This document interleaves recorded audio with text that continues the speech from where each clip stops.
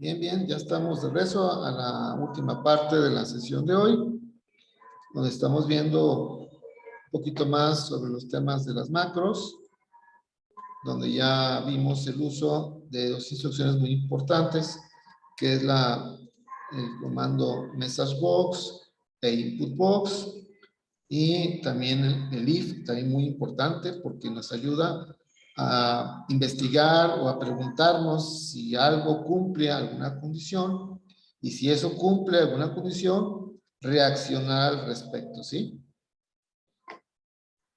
Bien, ahora quiero mostrarles otra actividad, otro detalle interesante que podemos hacer con las macros.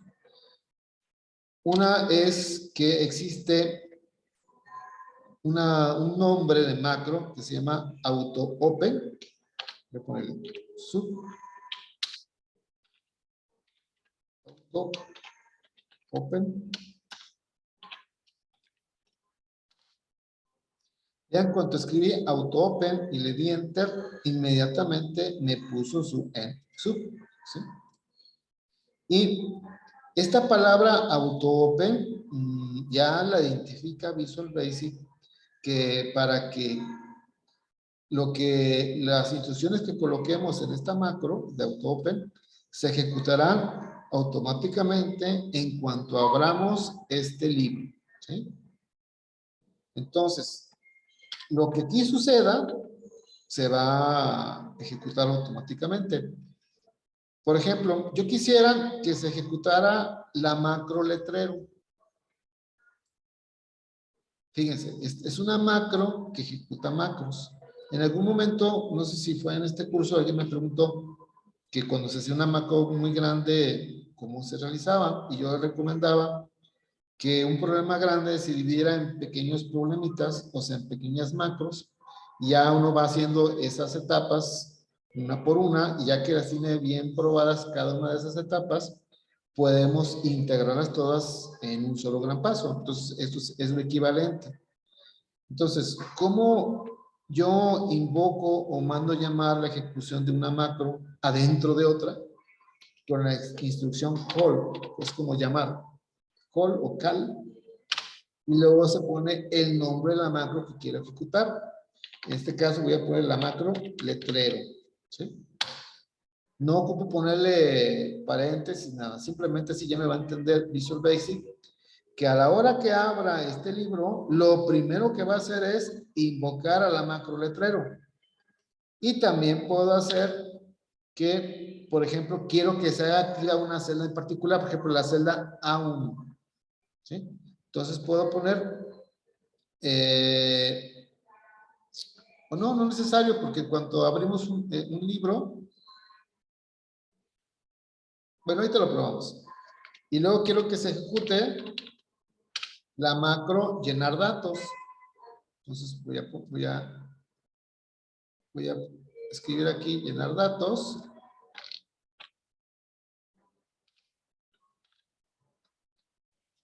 ¿Sí? Y aquí pueden ver que es una macro que va a ejecutar dos macros una tras otra, ¿sí? Obviamente esas macros deben existir en cualquiera de los módulos, ¿eh? No tiene que ser una macro que a fuerzas está en el mismo módulo, ¿sí? En cualquiera de los tres, en este caso, en cualquiera de los módulos puede ejecutar cualquiera de esas macros. Y esta macro se va a ejecutar en cuanto abramos el archivo, ¿sí? Entonces, vamos a probarlo. Voy a cerrar aquí Visual Basic. Voy a cerrar este archivo de mis primeras macros. Obviamente, si me dice que sí, quiero guardar, le voy a decir que sí. Como ya es un libro de Excel habilitado para macros, estoy seguro que no se me va a borrar esto que hicimos. Le doy guardar. Y ya se va a cerrar. Lo voy a abrir de nuevo.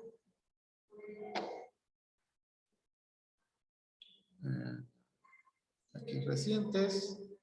Aquí está mis primeras macros. Aquí está. Lo voy a abrir. Se está abriendo.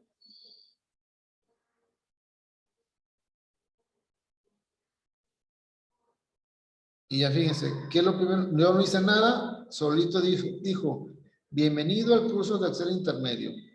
Aceptar. Y ahí está el segundo message box de la macro letrero. Un gusto trabajar con todos. Aceptar. Y luego ya sabe, ¿cómo te llamas? No, pues que Felipe. ¿Cuánto pesas? 55, 58. Mides 1.74. Estás en buena forma. Felicidades. Ok. ¿Se fijaron? Que empezó a escribir la macro a partir de aquí. Porque cuando cerré el libro, yo tenía activa esta celda. Entonces, como la macro empezó a partir de la celda activa. ¿Sí? Entonces, si yo quiero que empiece siempre en una celda específica, ¿cómo le tendría que hacer? Suponiendo que yo no sé o no me acuerdo cómo es esa instrucción, ¿cómo le puedo hacer? Fíjense. Voy a grabar una macro que ejecute la acción de seleccionar la A1 como referencia absoluta. Entonces me voy aquí voy a grabar una macro, entonces veo que no está activado el botón de usar referencias relativas, por lo tanto se usarán referencias absolutas. Le digo grabar macro, le voy a poner activa A1, así se va a llamar, activa A1. No le voy a poner método abreviado, le doy a aceptar y mi única acción es activar la celda 1. Clic y eso es todo. Le doy stop y ahora voy a ver la macro. Ver macros. Aquí está activa A1, modificar. Y aquí está bien. Esa es la instrucción para activar la celda A1 de forma absoluta. Range A1.select. Vean cómo me generó un módulo 4 y ahí es donde grabó esta macro, porque cerré el archivo, me volví a meter, entonces siempre que me salgo y me vuelvo a meter y grabo macro, me genera el módulo 1. Para no tener esta instrucción aquí solita, la voy a copiar, control C, me voy a ir a módulo, ¿cómo tenía la otra? Aquí a módulo 3, donde habíamos puesto el auto open. Y aquí abajo le voy a pegar control V. Aquí está la macro. Y el módulo 4 ya no lo ocupo. Lo voy a dar clic derecho y le voy a dar, quiero eliminar, quitar módulo 4. ¿Sí? ¿Quieres exportar? No, ya lo quité. Ya no lo ocupamos. Y aquí tengo el código. Entonces, fíjense, esta instrucción, res a1.select, la voy a copiar. Y quiero que esta sea lo primero que haga antes de ejecutar call letrero, quiero que se ejecute esa instrucción. Para a partir de ahí empezar a llenar datos. Y esta a lo mejor pues ya no lo quiero, la puedo eliminar. ¿Sí? Y de esa manera ya debe de funcionar a partir de la celda A1. ¿Dudas? ¿Preguntas? Todavía no vemos el de crear una función. Ahora sí lo que vamos a ver ahorita. En la plataforma, ahí de hecho, aquí está un código de ejemplo para crear funciones propias. Ah, miren, no me acordaba que aquí estaba el autoopen. Aquí está el autoopen, ¿eh? Y voy a seleccionar todo este código para crear funciones propias. Control C. Y me voy al Visual Basic. Y aquí abajo lo voy a poner. Control V. Ahí está. Fíjense. Para crear una función a través del código Visual Basic, fíjense que no se pone como, no es una macro. Aquí no dice sub y luego el nombre de la macro. Dice public function. O sea, nada que ver con esto de sub. Todos los que comienzan con sub son macros. Pero esta no es una macro, es una función pública, ¿sí? Y luego, después de poner public function, tenemos que poner cómo se va a llamar la función que vamos a crear. En este caso, en este ejemplo, le puse IMC. Pero puede ser no sé, amortización, puede ser índice cintura-cadera, el nombre que uno quiera, ¿sí? Y luego, después del nombre, entre paréntesis debemos de poner los argumentos que va a necesitar para que se haga el cálculo. Y el índice de masa corporal ocupa dos cosas, el peso y luego la talla. Pudo haber puesto primero talla y luego peso, como uno quiera, pero hay que ajustarse en ese orden, en el orden que uno quiera. Ok. Y luego dice as double, significa que esta función va a devolver un dato de tipo doble. Hay muchos tipos de datos en los lenguajes de programación. Hay tipos de datos enteros, decimales, de texto, y doble es un tipo de dato numérico, el cual tiene muchos decimales. Entonces, casi, si cualquier cálculo que devuelva un número, si le ponemos como tipo doble, no nos vamos a equivocar, ¿sí? Porque si digo entero sería integer, en inglés, integer, pero a la hora de calcular el índice de masa corporal, si me da con decimales, nunca me va a devolver la parte decimal. Entonces, más vale mejor ponerlo como doble, y si no quiere menos decimales, pues lo redondeamos. Bien, y luego aquí ya viene la fórmula que quiero que realice para que haga esa función. Es bien importante que se inicie aquí con el nombre de la función. No es casualidad, que se ponga aquí tiene que ser el mismo de acá. Y los elementos que se usen para el cálculo deben existir entre los paréntesis y se tienen que escribir igualito. ¿Sí? Si fuera una función que calcula un pago, y a lo mejor ocupo el monto del préstamo, el interés y a cuántas mensualidades, ya es un cálculo que ocupa 3 argumentos. Entonces se ocupa 3, 4, 5, no hay problema. Nada más se le pone coma y se agrega el dato que se ocupe, ¿sí? Ahí se van poniendo con comas, pero ese valor que aquí estoy dando de alta, se supone que se va a necesitar aquí adentro de la fórmula, ¿sí? Entonces, que no nos tiene que sobrar ni faltar nada. Entonces, si aquí uso 2 argumentos, esos 2 argumentos se tienen que utilizar aquí adentro de la operación matemática. Entonces, aquí ya está la operación matemática, peso dividido entre talla al cuadrado, y luego está el fin, end function. Fíjense que no dice end sub, dice end function. Y así crearemos cualquier nueva función. Vamos a probarla. Las funciones que uno crea, pues cobran valor adentro de una hoja de cálculo. Voy a suponer que aquí, voy a aprovechar esta información, que aquí quiero crear la función, aquí. Aquí quiero calcular el índice de masa corporal.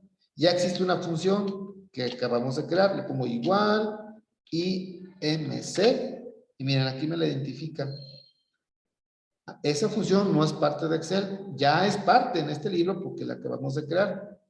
Entonces ya me la identifico que es una función, abro paréntesis, y yo ya sé que primero debo dar el peso, coma, y después la talla. Ahí está construida. Le doy Enter, y ya me calculó el índice de masa corporal. Igual aquí lo puedo hacer, igual IMC de coma, y ya me lo está calculando.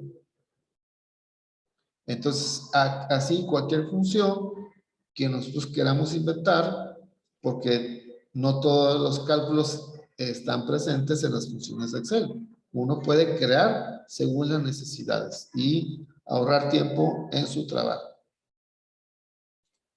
¿Sí? La clave es usar esto, public function, el nombre con el cual queremos dar de alta la función, entre paréntesis los argumentos que voy a necesitar, y hacer la operación matemática iniciando con el nombre de la función igual, y luego aquí ejecuta la operación matemática usando los argumentos que aquí dijiste. ¿Sí? Y eso es todo. Entonces, la idea es que ustedes en esta actividad 4.1 van a entregar un libro de Excel habilitado para macros que contenga una macro que haga algo parecido con lo que hicimos de preguntar cosas e ir colocando una información en las celdas y poner mensajes, input box, message box y crear una función. De eso se trata la tarea que hay que entregar para la siguiente sesión. Ahorita esta dice que es en marzo, no le hagan caso. Le voy a cambiar la fecha para que sea para la siguiente semana. Hay un mensaje en el chat, déjenme ver. Ahí están poniendo su asistencia. Lourdes ya puso su asistencia. Déjame ponerle la fecha de entrega, que sería el 30 de junio. Junio. Bueno, le voy a poner el día antes, el 29 de junio, para poder revisarlas.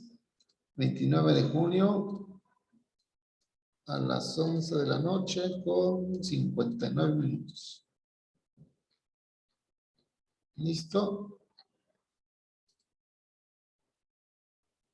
Ya como lo están haciendo muchos de ustedes, ya es tiempo de poner su asistencia. Y bueno, ¿dudas, preguntas?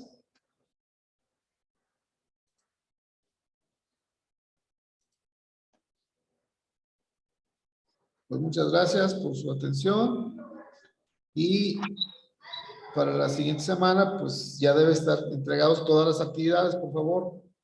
Para un día antes de que acabemos el curso, tienen que estar entregadas todas las actividades. Yo ese día en la mañana, el siguiente jueves, voy a empezar a calificar todas sus tareas. La idea, mi objetivo es que ya a la hora de la clase ya esté todo calificado.